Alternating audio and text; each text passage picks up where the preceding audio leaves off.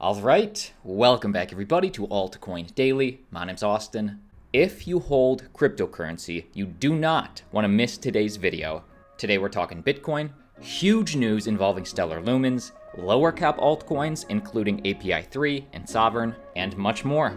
Hit subscribe right now if you're interested in making money with cryptocurrency. We drop a video every single day demystifying this cryptocurrency market.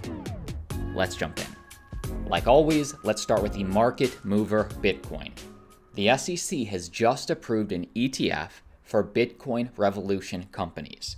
This portfolio includes companies like Tesla and Twitter, and this new ETF from Volt Equity will give investors exposure to a range of companies like MicroStrategy and Square that hold crypto.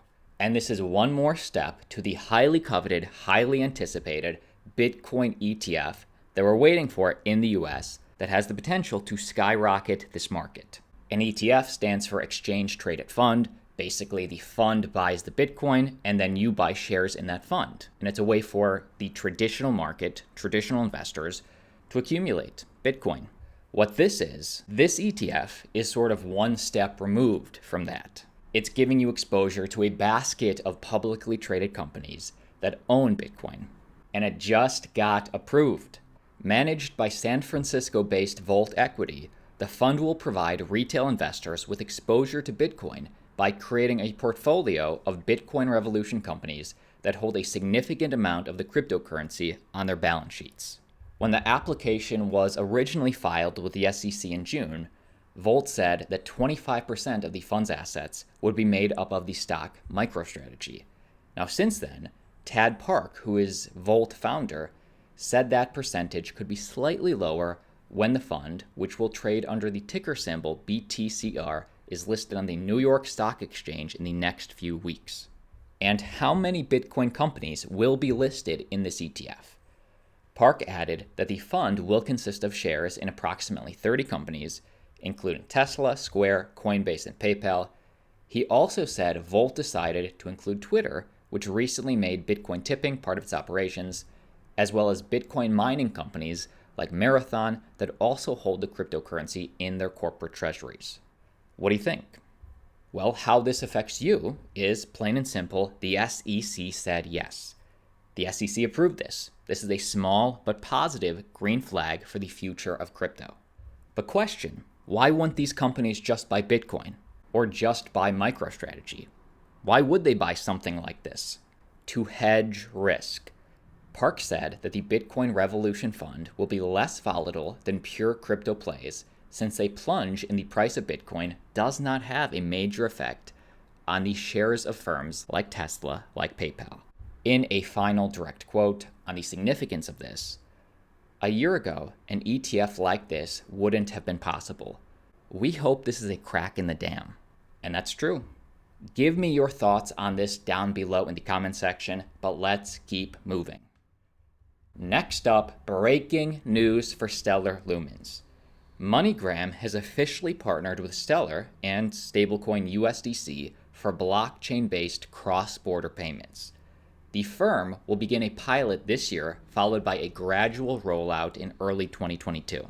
Another way to say this is cross-border payments giant MoneyGram is working with the Stellar blockchain network to create instant money transfers using Circle's USDC stablecoin. So this is not USDC on Ethereum, this is USDC on the Stellar blockchain. And how will this work exactly?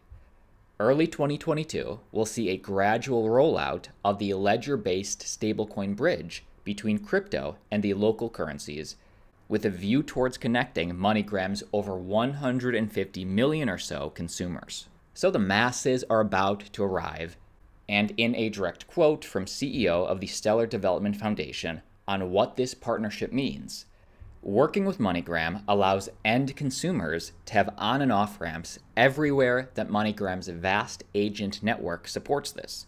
So this is just transformational in terms of being able to exchange crypto for fiat and fiat for crypto. We are trying to go as big as we can.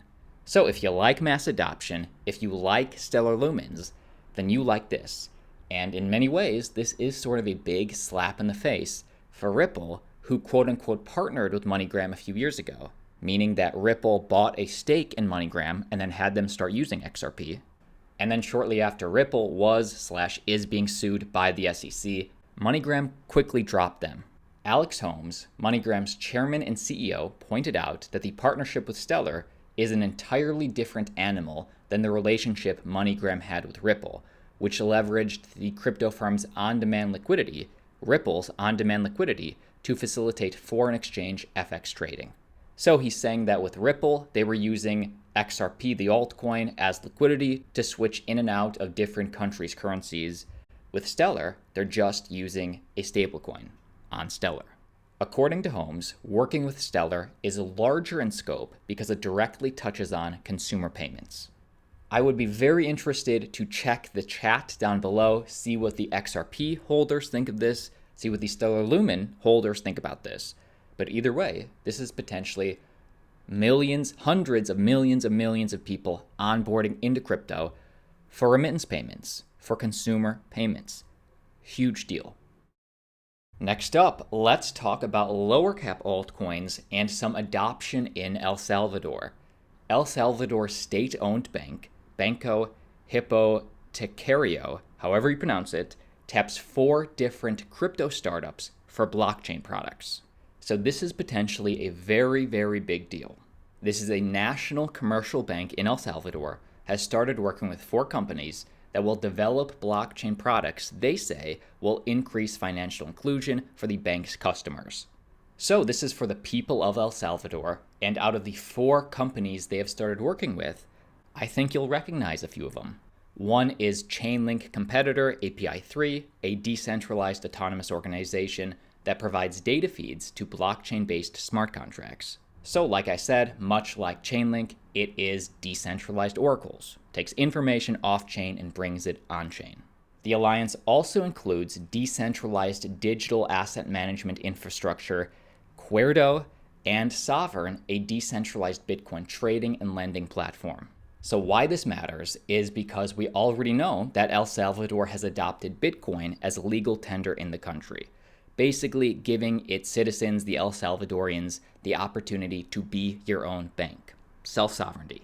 And now this one bank is giving its customers the option for banking type services on Bitcoin with these crypto startups/altcoins. Keep in mind, there is still no estimated date for the launch of these products, but they have announced they will be implementing them. And here are some examples of what potentially the El Salvadorians will now have access to. According to Eden Yago, friend of the channel and early contributor of Sovryn, there could be custody products with the ability to provide information from the bank to APIs to the blockchain and vice versa, so easy transfer of banking type information. And in addition, the development of lending and trading type services and Bitcoin-backed stablecoins. So El Salvador likes Bitcoin. Notice they're building DeFi type services on Bitcoin. Interesting. According to the announcement, Cuerdo's decentralized custodial infrastructure will aid Bitcoin banking in El Salvador, and like I said, Sovryn will provide an infrastructure to enable traditional banks to offer Bitcoin native DeFi products like lending, borrowing, and Bitcoin-backed stablecoins. Interesting to see these lower cap altcoins like Sovryn, like API3, etc. gain some pretty major adoption. I'll keep you updated. Next up, some pretty big news for Injective protocol, for Cosmos blockchain, and Band protocol. Check this out. The Injective community has officially voted to enable a Cosmos IBC, meaning that Injective and Cosmos can now interoperate, they can now communicate, which brings a lot of new potential to the 2 blockchains.